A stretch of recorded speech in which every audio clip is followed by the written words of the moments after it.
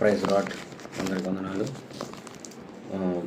నేను జీవితంలో ఏమీ సాధించలేదు, మరి నా జీవితం ఎలాగా ముగుస్తుంది, ఎలాగా సక్సెస్ అవుతుంది అని మనం బాధపడుతూ ఉంటారు. అటువంటి వారు ఒకటి ఆలోచించండి, మన సక్సెస్ అనేది మన చేతిలోనే ఉంటుంది. మీరు వేసే ప్రతి అడుగు ఏదో ఒక రోజున గమ్యస్థానానికి చేరుకునేటట్లుగా ఆ అడిగే ఉపయోగపడుతుంది. ప్రయత్నించండి. ప్రయత్నించినప్పుడు సక్సెస్ కోసం మరి వస్తుందా లేదని సందేశించగా ఫలితం వైపు చూడకుండా ప్రయత్నం వైపు చూడండి. ఏదో ఒక రోజుని సక్సెస్ అనేది వస్తుంది. మన జీవితంలో అనుకున్నవి జరగకపోవచ్చు, కానీ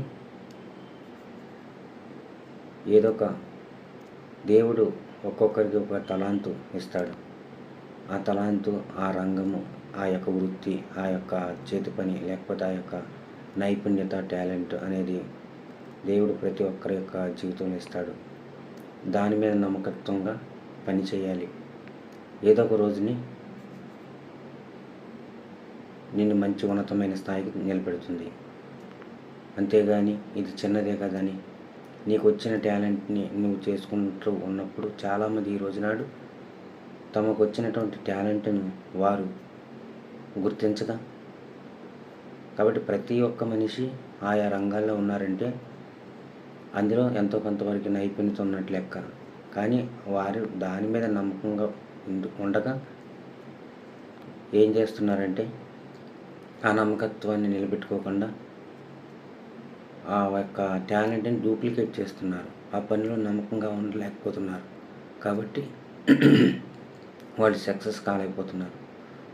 కాబట్టి డబ్బులు తక్కువ వస్తున్నాయని, ఇందులో మనకు గుర్తింపు లేదని దాన్ని బండిని ఈడ్చుకున్నట్టుగా ఆ పనిని నకిలీ చేస్తున్నారు. డూప్లికేట్ చేయడం వల్ల వాళ్ళ జీవితంలో సక్సెస్ కాలేని పరిస్థితి.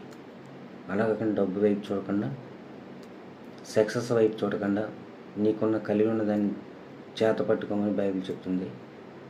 కాబట్టి నీకు ఏదైతే కలిగి ఉన్నావో, ఏదైతే నీకు వచ్చో దాని మీద నమ్మకత్వంగా ఉంటే, డబ్బు వైపు చూడకుండా, సక్సెస్ వైపు చూడకుండా నువ్వు నమ్మకత్వంగా చేసినట్లయితే, ప్రయత్నించినట్లయితే ఏదో ఒక రోజున విజయం నీ బానిస అవుతుంది.